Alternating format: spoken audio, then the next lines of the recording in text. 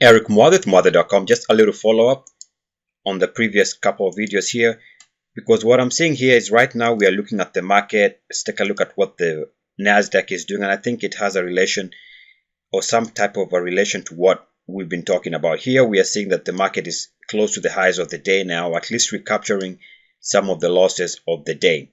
I want to discuss your positions, but before I do that, let's just set the stage. And what I want to sensitize you is the fact that if we go back, let's go back to that 5-year weekly chart on the NASDAQ, and we cannot necessarily ignore what is taking place. Number one, we can see that if we take the lows line going back to 2011, this level here, and this 3 points, these three lows here. So let me take that off. So we can see that that line is holding as of right now. And since you have some short positions on right now, it would make sense to try and mitigate any bounce in the market, because that might take out your positions on the short side. So if this is going to be the case with the market showing a bounce, then discipline shows that we cannot necessarily ignore this. This might suggest that the short side might not play out. So let's take a look right now. Let's go to your ID, to what you own right now. Let's go to EUM. I want to show you the risk here on the short side.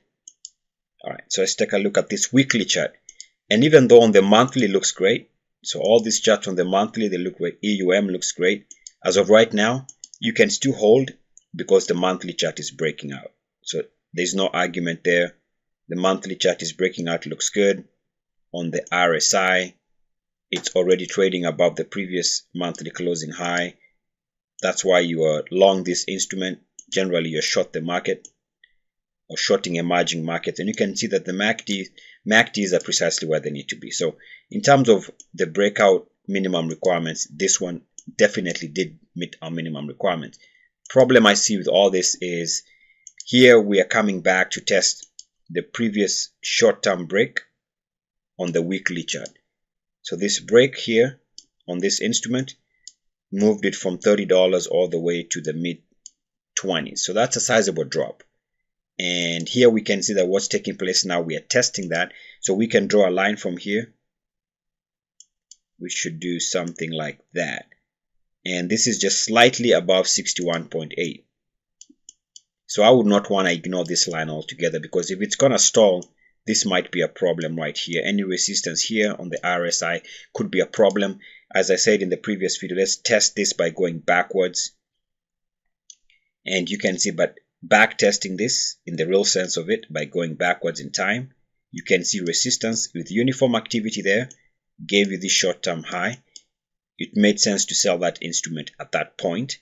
And here we are seeing that there was another resistance level here close to it for the highs there. So all these sell points, even this sell point here, came with break below that 61.8 level. So if we end up seeing this as being resistance in the coming week and weeks, this is where we need to get out of this position for now. And so it suggests to me that given your positions, you can sell some and wait and see if the monthly chart continues to move the stock higher. Here, the same situation with EEV, recent break there. And again, draw a line from here. You can see that on a weekly chart, the problem here is this might turn out to be resistance. And keep in mind, in both situations, you are making a higher high in price, and yet the RSI is not necessarily moving much above 61.8. So this is one of the worst negative divergences. So that's the problem that I see here, that this could be where this thing stalls. So one thing we can do as an option is sell some of the position and set a fresh alert above this or at this recent weekly closing high. So what we can do is figure out if this is going down, you don't necessarily have to sell your entire position, but take some off the table in case this is telling us the real technical aspect, which is that this could stall. So sell some, and what we can do is set a fresh alert, and we can re-enter this position once it breaks out down the road above any recent weekly closing high, assuming we have more than 2 weeks of rest. So we'll need 2 weeks of rest after at least this recent weekly closing high. 2 weeks of rest. So 2 weeks of rest would give us the time needed to generate enough rest period for any breakout to be legitimate. So we need at least 2 weeks of rest, and then probably a potential breakout after those 2 weeks of rest.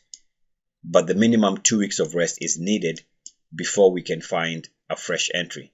And as an example, you can see here, this here was 1 week of rest. We closed here during this period, and the stock went down for 1 week and then broke out on week number 3. So from a technical standpoint, that tends to be a continuation of the previous rally. So that this breakout here was not a legitimate breakout because it had 1 week of rest. And when you only have 1 week of rest, any breakout that takes place without the 2 week minimum requirement means that it is just a continuation and not a rested breakout. As an example, the recent breakout took place after more than 2 weeks of rest, so it made a high there and it rested for about 3-4 weeks and finally broke out. So this is a legitimate breakout because we've had at least 2 weeks of rest. At the same time, this most recent weekly breakout obviously is a legitimate breakout. Why? Because it's been more than 2 weeks since the recording of this high there. So because there's a suspicion here that the market could actually move higher, we have to start protecting this position. The monthly chart continues to look good because it's still above the previous monthly closing high. So there is your reason to own this on the monthly chart.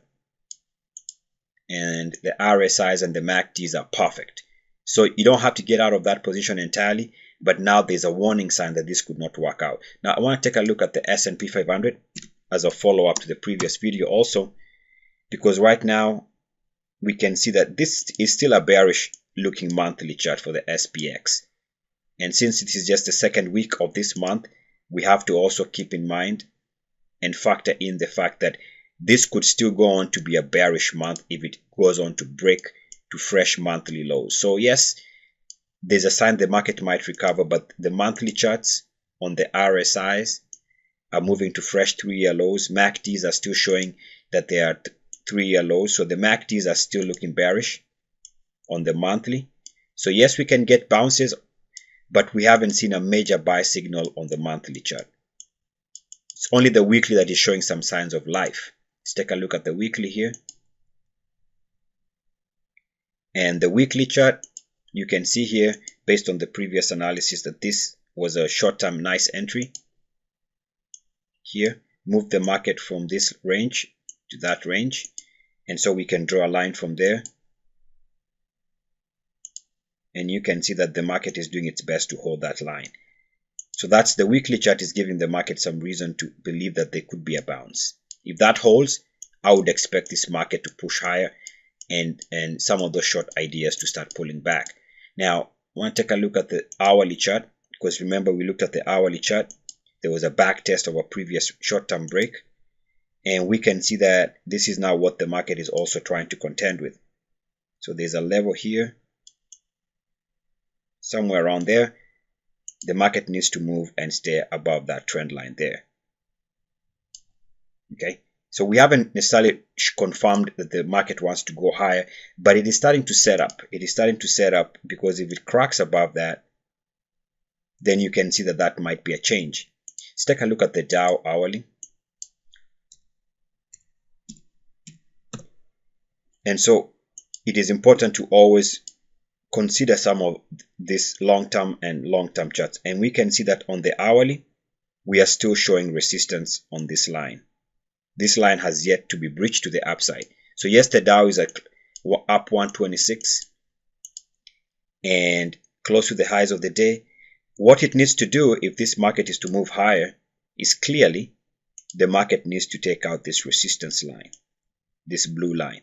Otherwise, as we discussed earlier, this blue line was the break here for this movement lower, that break point.